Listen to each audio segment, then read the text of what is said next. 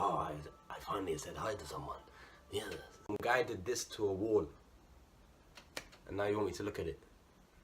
Come on. Holy shit, this is what Julian was talking about. I'm Mr. Mistakes, look at me. How does he talk? Oh, hey Jerry. Something like that. I'm Mr. Mistakes, look at me. Okay, fucked up. Okay, what's up guys? How's it going? I am Dax. Welcome back to another video. Today, I had an epiphany. I want to share it with you. So, if you feel like your ego gets in the way a lot, then this will be for you. So I like to show people that I'm better than them in at least some way. That's very much ego. And if someone's better than me in a way that I like, then I'll say, oh, that's cool, I'm probably better than him at something else.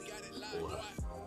Which means, and that is just bad. And let me tell you how I had this epiphany. When I walk down the street, this is how dumb it will get to me. I will walk in a straight line and just expect people to, and just force people to move out of my way. I wouldn't be happy about it, but obviously it would boost my ego internally. I'd be like, yeah, that guy moved out of my way. Yeah, I went through that situation. Today, there was a group of about 6-7 people on the pavement, on the sidewalk, blocking the whole sidewalk, if you want to say that, okay? And I was just, I don't know, today I was in a really zen mood. I have nothing on my mind. I didn't really have anything to do. So I was just like happy, light, and free. And as I was walking up to this group, they were facing away from me so they couldn't see. And I wanted to just be like, oh, why are you blocking the whole path? And I was just gonna walk up to them, behind them, and be like, excuse me, and then just walk through. But instead, I was like, let me just walk around. And I did. And surprise, surprise, I felt exactly the same. But in that moment I realized that all this time I have been doing things to show people I'm better than them. I've been doing things to show people I'm better than them to reinforce my belief. But instead, why not just be better than them? I mean, that's still not the best thing. There shouldn't be any comparison at all. But if you're really secure in yourself, if you're really confident and you're happy with your self-image and who you are, you believe in who you are, then you don't have to show people you're better. And I actually had to think of a guy I met. He is like the most grounded person ever. I don't think that dude's spiritual, but he is just him and he kind of does whatever he likes, which is pretty awesome. And I just thought, what would he do? Would he be like, oh, I need to move these people out of the way? Or would he just walk around them and just continue with his life? He'd probably walk around them and continue with his life because it wouldn't be a hindrance. He would just be like, yeah, we'll just go around. And that was the epiphany, and that was crazy. I realized I was doing too much to show people I'm better. When I'm at a club, I like dancing, as you all know. And maybe I'll see people dancing, I'll look at them, shake my head, and then start dancing myself. Why can't I just be better than them? Or why can't I just dance and not have it even be like competition? That's even better. If you're watching this, think about how you compare yourself to other people. How you make yourself feel superior to other people. And stop those behaviors immediately. I don't mean stop making yourself a better person. Don't stop improving yourself. Stop engaging in behaviors which are ego-based because you're actually doing something so that it makes you feel like you're better than someone else. Why don't you just do it because you want to do it, or because you need to do it, or because you have to do it, and internally it doesn't even register as a comparative phenomenon. An easy one is when someone tells a story and they've got quite an achievement, in your head you're probably thinking, oh wow, I've got a story like that, let me share my story. It might even be a better achievement. Someone says, oh yeah, I did this before, only thing like that is, oh no way, yeah, I did that as well, it took me like 4 or 5 minutes as well, that was so cool. Nope, that was ego. You're not just sharing, because initially the story is about them. The ego wants it to be about me. So you have taken their story, be like, I've done that. Me, I've done it. Me, look, hey, I'm Mr. Meeseeks, look at me. How does he talk? Oh, hey Jerry. Something like that. I'm Mr. Meeseeks, look at me. Okay, fucked up. And you're taking it, your ego wants the attention to be on you, because it's good attention. You're like, yeah, I'm better than them. You might not even think that. You might not even consciously realize that you're doing that. But subconsciously, that's your ego. And that is probably the most common thing you can do. When someone else is talking, next time you have a conversation with someone else, what's your thoughts? See if you're actually listening or if you're waiting to interject into what they say. You're waiting to be like, oh yeah, I love that, I've done that too. Oh yeah, let me tell you a story as well. Next time you have a conversation, just don't speak. Let the other person talk. Obviously, if they ask you a question, answer. But if the other person telling a story, don't go off on a tangent on your life. Just listen to their story.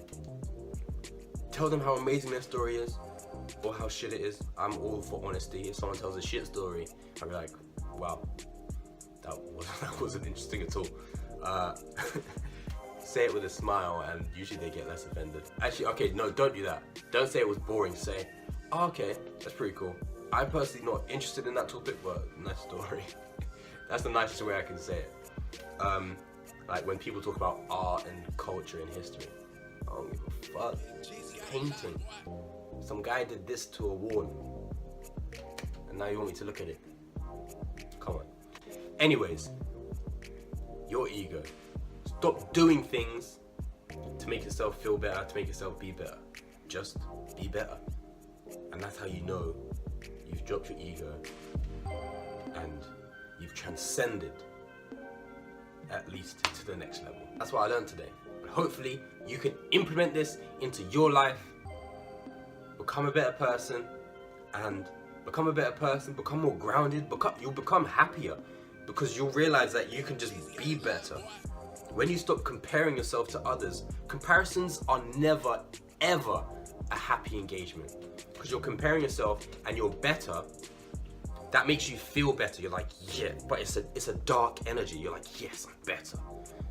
Or you compare yourself and you're worse and you're like, oh, now I feel shit. There doesn't have to be any comparison. Just be you. And you're happy that you're you. You can keep improving yourself, but there doesn't need to be a comparison. Stop doing things to show off or to make yourself seem better. If you think you're better, you wouldn't even think it. You would just be you. Because you're amazing, you don't even think you're amazing, but you just end up sharing it with anyone. When you're in the happiest mood, you ask people how they are, because you can just share that happiness, that positive energy with everyone. You don't feel better than them, like consciously, but you feel better than them. Feeling, you don't think you're better than them, but you're feeling better than them. Like you're not aware of it, but it's just like when you feel good. You're feeling good, and compared with them, you probably feel better. Most people like walk around in a shit mood. And because you're just naturally feeling better, you don't even compare it. You're just like, oh, here's some happiness. I have extra. And it's amazing. That's who you can be. You don't have to do things to show that you're better. You can just be you, and once you're happy with being you and you stop the comparisons, get into a Zen mode, you might need to meditate or something. Just take things off your mind, let your mind be free, and it will come to you. Sometimes it will happen after an amazing achievement. I remember after I passed my driving test, or after I went to like this really exclusive club and saw famous people, I was like so excited. And the next day, I walked down the street and I said hi to like a few random people, and it didn't even feel weird. I was like, oh hey, what's up? You look good today, yeah. Awesome. And that was it. There was like, I wasn't like, oh, I finally said hi to someone. Yeah. Well, it wasn't like, I'm going to say hi to this person and they're going to feel much better because I'm better than them, so they're getting to talk to me, which improves their life. It wasn't like that. It was just like, yo, what's up? I was just in such a good mood, you have to share it. You know when you just have such an amazing story, you just want to share it with other people. That's what that feeling is like, but for your life. You're not trying to share a story to make yourself feel better and be interesting. Your life is really good, and you're just always in a good mood, and you share that good mood with everyone. That is really a life skill that I'm trying to cultivate. That I can just feel good. Not all the time, that's not possible. But as much as I possibly can, be in a good mood and be in a mood where I just want to share with people. I just want to be like, yeah, welcome. Here, give a homeless person some money. Pay for someone else's stuff.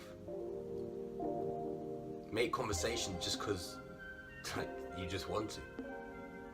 That's that positive energy that you can have when you are just being instead of doing. Holy shit, this is what Julian was talking about. Yeah, we're human beings, we're not human doings. However, one of the, I can't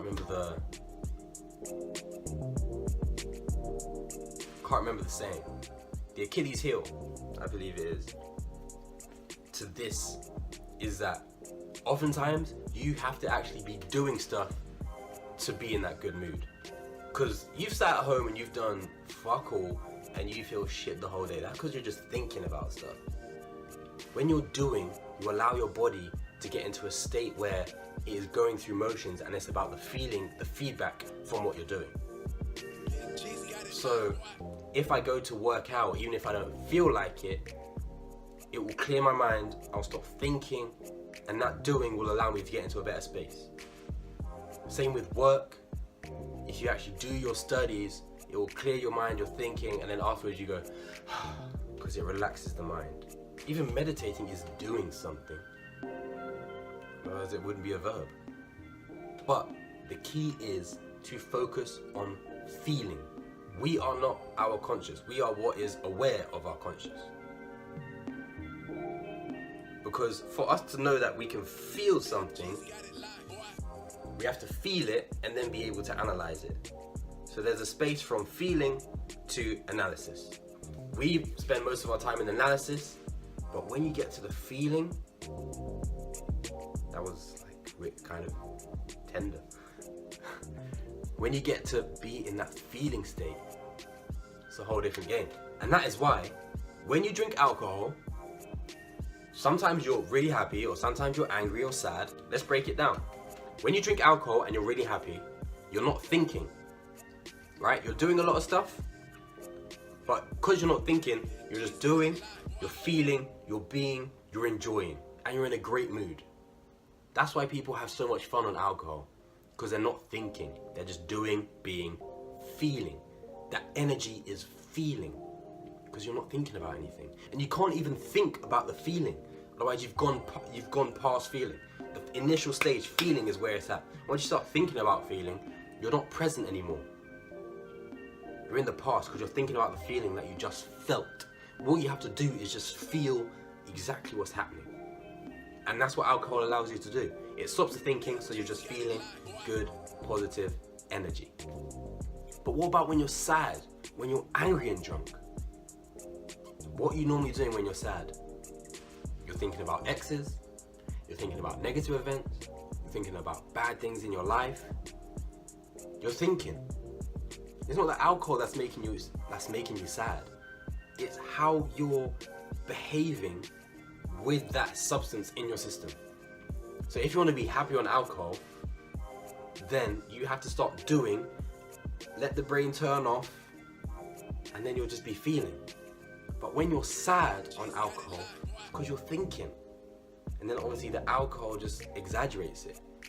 And it kind of dampens the thinking. So you're thinking in kind of a stupid way. But you're thinking when you're sad on alcohol. So be in the feeling realm, we'll say. Be in the feeling realm. That's where the happiness is.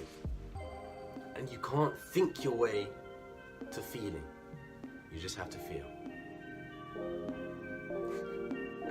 Like right now, I'm just in a great mood.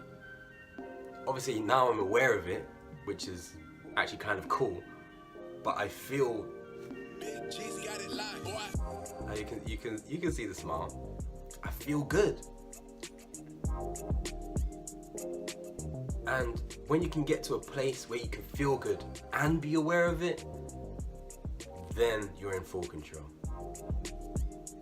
Once you know how to get into that state of feeling, whether it be via alcohol or some other kind of activity, meditating, working out, cooking, whatever makes you feel zen and just feel, because you're in the moment, dancing, music, art, talking, family, friends, so many things can get you into that zone, that feeling zone, where you're not even thinking or analyzing what's happening.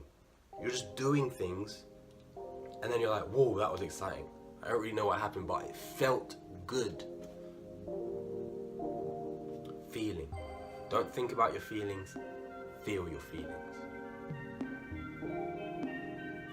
And that's it.